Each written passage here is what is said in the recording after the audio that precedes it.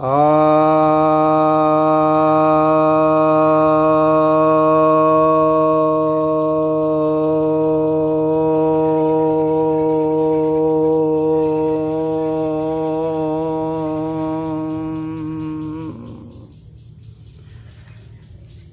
भक्तजनों को सप्रेम नमन।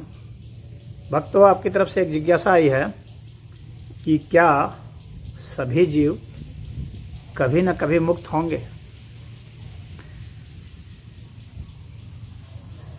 ऐसा है कि यह एक बहुत स्वाभाविक जिज्ञासा है। हर जीव मुक्ति के लिए प्रयासरत है और उस प्रयास में उसके सजग प्रयास भी हैं और सहज प्रयास भी हैं। जो जीव जहाँ भी है उसके मुक्ति के दो लक्षण जरूर देखे जाते हैं। एक है दुख दर्द का,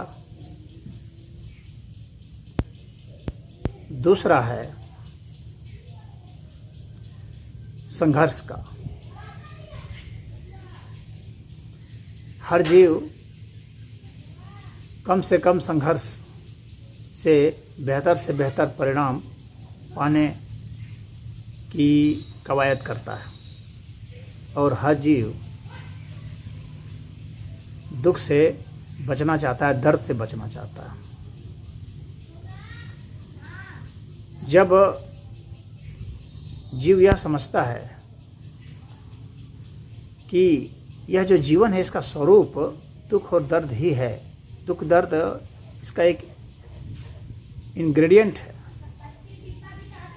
इसका एक कॉन्स्टिट्यूएंट है, इसका एक मूल तत्व है। इस धराधाम पर जो आया है तो टूट करके विकृत होकर के आया है और जब तक जीता है तब तक ये टूटने और जुड़ने की प्रक्रियाएं चलती रहती हैं।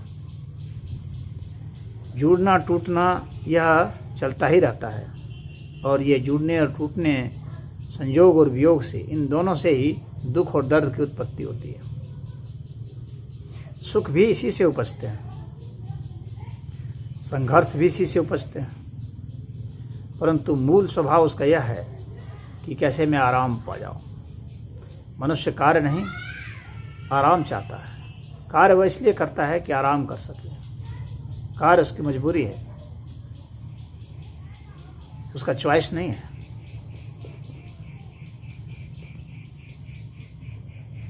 और कार्य में जब वह इतना ट्यून्ड हो जाता है कि बिना कार्य के भी वह बेचैन महसूस करता है, यानी आराम महसूस नहीं करता, इसलिए फिर कार्य करने लगता है। लेकिन कार्य के पीछे बहुत महत्वपूर्ण जो मूल स्वभाव है वह आराम है। उस चीज़ को वह,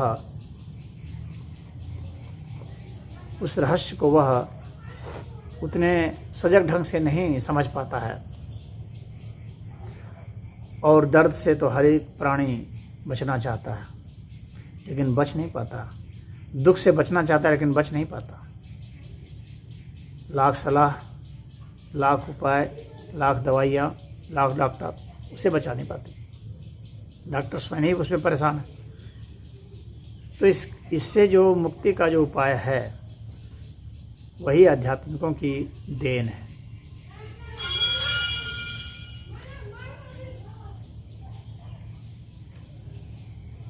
तो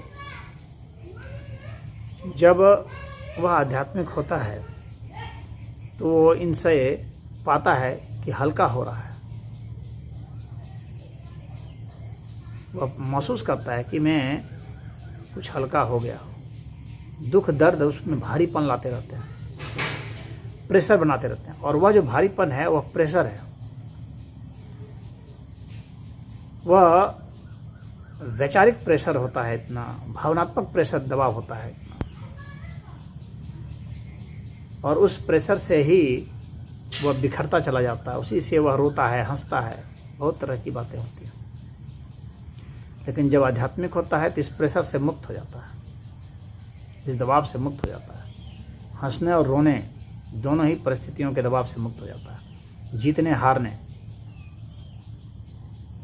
लाभ हानि, यश अपयश, स्तुति निंदा, इन सब के जो प्रेशर होते हैं, दबाव होते हैं, जिससे वो पीड़ा में होता है। उत्तेजना भी एक पीड़ा ही है। खुशी मिलने पर जो उत्तेजना होती है, इन सब के दबाव से वह मुक्त हो जाता है। तो जीव तो इसका प्रयास करता है, हर जीव प्रयास करता है, लेकिन प्रश्न यहाँ पर यह है कि क्या हर जीव इस प्रयास में सफल हो पाता है? तो यह जो चक्र है, जन्मने का, मरने का, सुख और दुख का, मान और अपमान का, लाभ और हानि का, जय और पराजय का, ये चक्र भी और ये जन्म मरण भी, जुटना टूटना, संयोग वियोग, ये सब चक्र अनंत है। इस चक्र का कोई अंत नहीं है। तो कोई गारंटी नहीं है कि सभी व्यक्ति मुक्त हो जाएंगे। अवश्य संभावना है कि मुक्त हो सकते हैं, लेकिन वह संभावना है, वह फैक्ट नहीं है, तथ्य नहीं है। इसलिए सभी मुक्त होंगे इसकी गारंटी नहीं दी जा सकती, लेकिन उनका हर कदम मुक्ति की ओर अवश्य जाता है। कदम भटक भी सकते हैं, भटकाव भी अनंत है। तो अब यहाँ पर प्रश्न उठता है कि क्या इससे मुक्ति होती है? तो मुक्ति होती है, और उसी के लिए ही आध्यात्मिक साधनाएं बताई गई हैं, आध्यात्मिक उपदेश हैं, निर्देश हैं, सिद्धांत हैं, सब उसी के लिए हैं। इसके प्रयोग हैं, तप हैं, आप करें। तो जिन लोगों ने उसका एहसास किया है इस प्रेशर से मुक्त हो जाने का, वे लोग कहें कि ऐसा मुक्ति है, और उन लोगों ने अपने अनुभव को शेयर किया है। उनकी संहिताएं हैं, ग्रंथ हैं, रचनाएं हैं, उपदेश हैं। तो आप प्रयोग कर सकते हैं, गारंटी तो कुछ भी नहीं होती है। क्योंकि अगर किसी ने कुछ कह दिया तो कोई ज़रूरी थोड़ी है कि उसने जैसा कह दिया वैसा आप कर ही लें। या आपको संशय भी हो सकता है कि उसने जो कहा है वो सत्य है या नहीं। इसलिए हर एक को अपनी खोज खुद करनी पड़ती है।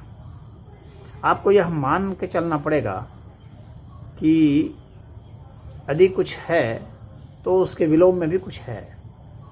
दुख दर्द है तो उसके विलोम में है मुक्ति है, बंधन है तो उसके विलोम में है मुक्ति है। तो दुख दर्द है तो सुख और आनंद भी है, बंधन है तो मुक्ति है। इस तरह के विलोम को आप देखते हैं। आप किसी चीज़ को बांधते हैं तो उसे खोल भी सकते हैं। प्रेशर बढ़ता है, प्रेशर घटता भी है, दुख होता है, सुख भी होता है, असंतोष होता है, संतोष भी होता है। तो इस विलोम का जो लॉजिक है इसको आप समझ सकते हैं। तो दुख और दर्द इसका विलोम तो है, इसको आप समझ गए होंगे। अब इसके बाद आपको एक चीज़ और समझना है कि इन दोनों की एक साम्य अवस्था भी होती है, यानी दोनों जब बराबर हो जाए और एक ही साथ हो जाए, वह अवस्था भी होती है। उस अवस्था को भी आपको चिंतन करना होगा। जब आप उसका चिंतन कर लेंगे, ये दोनों साम्य भी हो सकते हैं। कोई ज़रूरी नहीं है कि इनके बीच में काल का भेद ही हो, यानी काल इनको बांट देता हो दुख और दर्द को, कि अभी दुख है तो अभी सुख नहीं होगा, अभी सुख है तो अभी दुख नहीं होगा। यानी जब होगा सुख खत्म हो जाएगा तभी दुख आएगा, या दुख खत्म हो जाएगा तभी सुख आएगा। मान खत्म हो जाएगा तभी अपमान आएगा, अपमान खत्म हो जाएगा तभी मान आएगा, या जीत खत्म होगी तभी हार होगी, हार खत्म होगी तभी जीत होगी।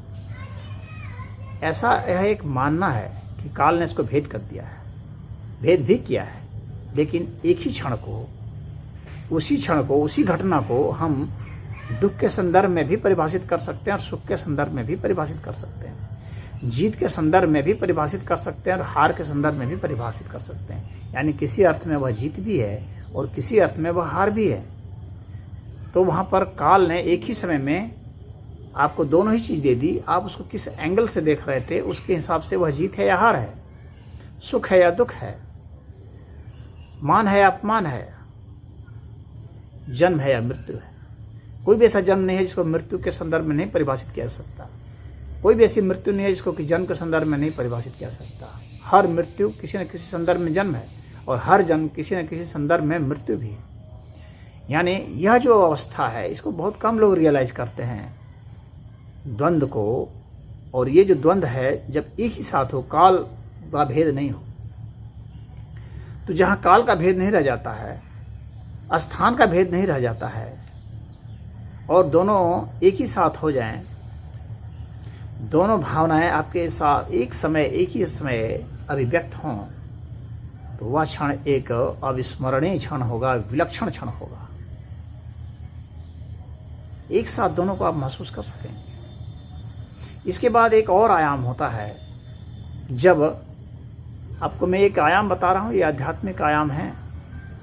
जब आप इन दोनों को एक साथ देखते हैं, एक समय में देखते हैं, एक स्थान पर देखते हैं, और एक घटना के संदर्भ में ही देखते हैं, और पाते हैं कि इसी घटना के कई रेमिफिकेशंस हैं, कई प्रभाव हैं कई तरह से, और इस घटना का अतिक्रमण आप कर देते हैं।